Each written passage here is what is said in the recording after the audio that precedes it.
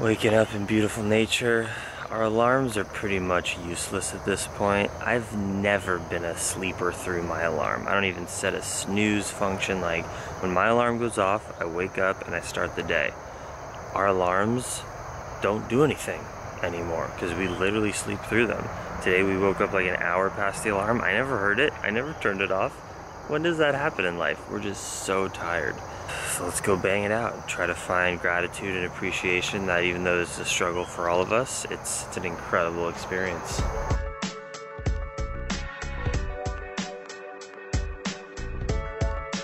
Strawberry banana smoothie bowl with a rice cake.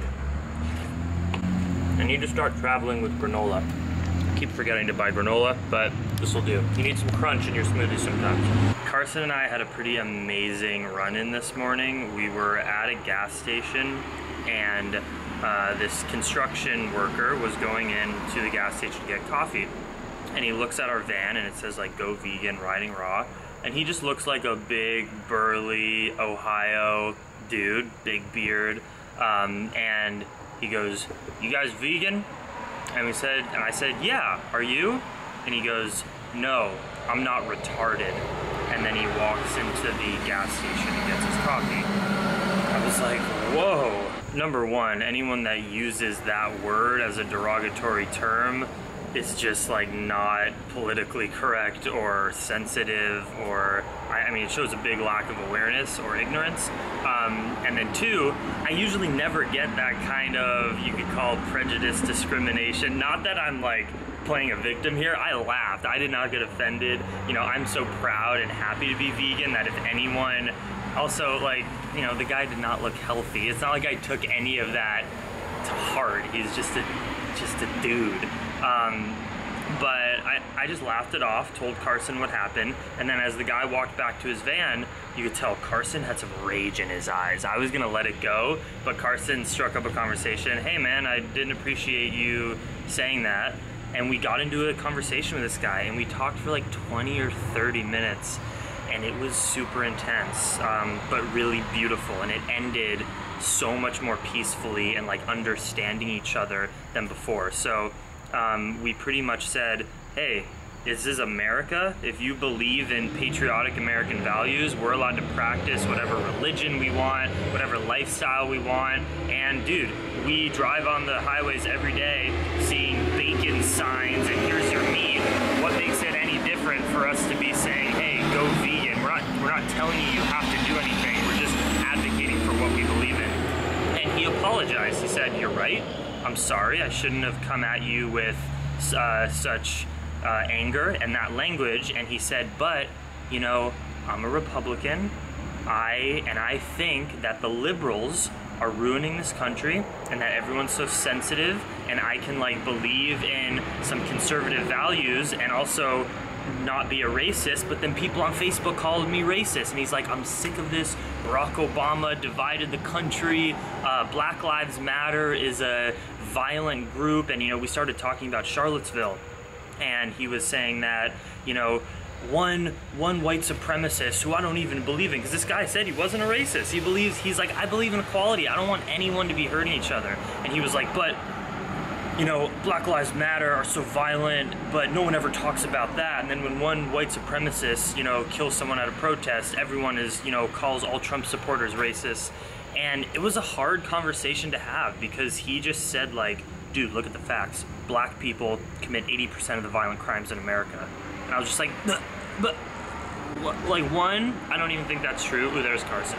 And two, if it was true, which I don't think it's not because they're black, because their skin is black. It's because of the systematic culture. Carson! It's because of the systematic culture that we've created, because black people were slaves and then they were segregated and they weren't allowed to do certain things. And you know, we've created the evolution of a culture that, you know, whites are always in power. And I'm doing a little vlog, a post about our conversation. Okay. Yeah, with the guy. We ended in a much more peaceful way where like we both agree that non-violence is like the answer. Here's your smoothie, bro. Strawberry banana. But it was a classic Trump supporter. He was a rural dude who thought that like the liberals were sensitive snowflakes and that he that any of his beliefs, you know, were being equated with racism, that he was a prejudiced, violent person, and he just didn't like progressive values. And it was a really, it was an interesting conversation. Also, his son was a vegetarian, and you could tell that had something to do with it. Like, oh, my weak son not eating meat, which is probably why he was triggered by our conversation. What did you think about that interaction? How did it make you like feel? Well, his initial remark to us was obviously quite prejudiced and uncalled for, and he was right there, so I felt the need just to call him on it. You know, there's no reason not to, as long as you're doing it with good intentions. So yeah, that was intense. I'm an extremely privileged person. Like, I won the privilege lottery. White, financially stable, straight, educated, loving family. I have so much privilege. So the fact that the only oppression that I face is a rural dude calling me the R word because I'm vegan, I can handle that. Not too bad.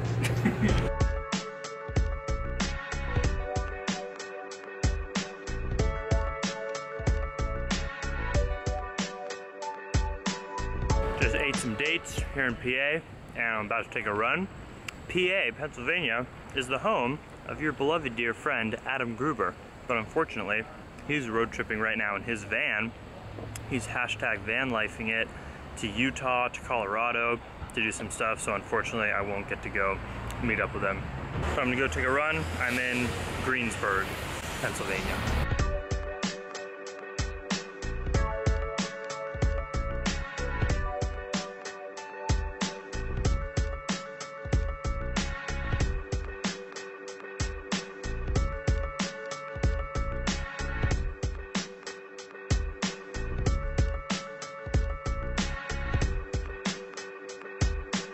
Great run, got really fired up, getting pissed off at racists and white supremacists, and just thinking in my head what I can do more to not only be an advocate for animals, but also for Black Lives Matter, for just racial injustice, and it just gets me super mad. Got fired up. A run is always a good way to process the best route in order to exercise your freedom and right to be an activist, to be a peace activist like I am. And I just whipped together a very quick oatmeal, chia seed, agave nectar, banana, cashew, cinnamon, and strawberry lunch. And Carson just texted me, "My phone's about to die. We have so many turns to get to this next town. You have to come save me." So I'm gonna rush to go guide him along the route until his phone is charged up.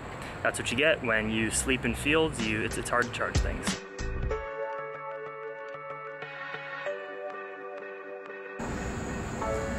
Man, those berries are almost as sexy as your sweaty, bloody, dirty body.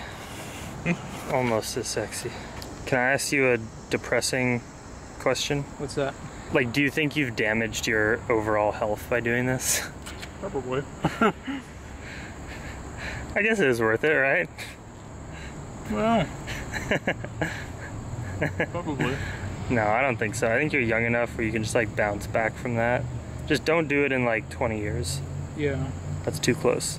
As someone who is a cardio and exercise expert at this point, what would you recommend the average like daily exercise if all you're interested in is just health, not like being an amazing athlete, just health? The public health recommendation is 90 minutes a day of moderate exercise or 45 minutes of vigorous exercise, 7 days a week.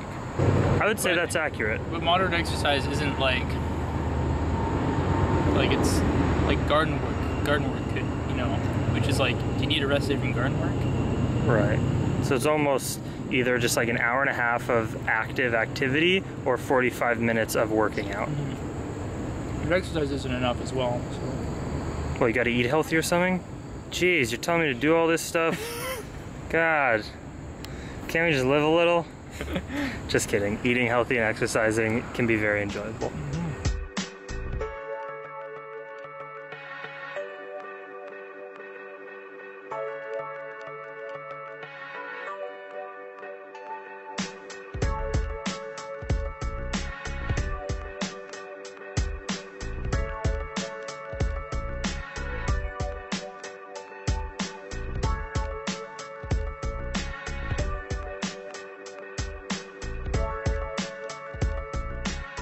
Plantriotic fam that chooses to support me so that I can live this adventurous life and I don't have to go get a real job or a desk job. Instead, I can experience the ups and downs of the world and share it with you every single day. You guys power this channel, everyone who supports me on Patreon. It's my biggest source of income so I can buy bananas and rice and be able to do this. So I appreciate you guys so much. This is your channel. And today's shout outs are to Tanisha, who is also in Banana Island with me. I love you. You are an amazing spiritual being, and I hope to see you soon. Felicia Sears, Amanda Scarberry, great last name, you got Barry in it. Christopher Chapman and Ebba Larson, you all, I appreciate you. You are in my hearts. I hope to meet each and every one of you, and just thank you for supporting me, and I hope you're digging the Patreon vids. And thank you to everyone who has been supporting us on Generosity to help fund this crazy adventure that only has 2 more days. Can you believe that? But I hope it's been worth your guys' time, and seriously, thank you for helping us out on this. Shout outs today go to Molly Smucker. We'll see you in a week at Woodstock. Can't wait. Adele Van Wyck, Joe Hooper, Heather Moore, and the Woodstock Fruit Festival even donated to us. How cool is that? We are all a big family. Like, everyone supports each other, and I love you guys, and I already feel so much better than I did 10 minutes ago when I was like depressed at like the Walmart and McDonald's American life. And then I realized that there's good people out there who just want to help other people who are putting out good energy on the internet, and now I have faith in humanity again.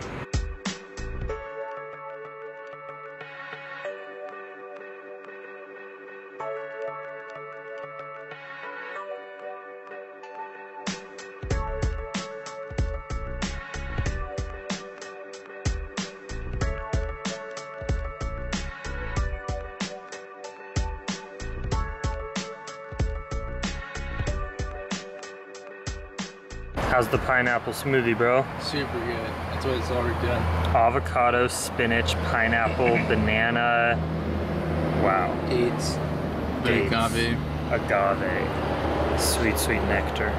Oh, we did good. Got some tomato cut up, rice, garbanzo beans. Threw my nooch all over there. So happy I got that. And a half an avocado mixed in. Got spinach right to my side. Happy. These are like the healthiest version of chips, and you can eat the whole bag. I love actual chips. Well, the truth is, my friends, that tomorrow is the final full day of the trip. We got tomorrow, and then we got going into New York City. Dude, you've got tonight's nighttime ride, and then tomorrow's nighttime ride, and then So no excited. more nighttime rides. So excited. I'm so glad for this to be over. Like, this has not gone by quick. I wouldn't say it's gone by terribly slow, but like, some days have gone by quick.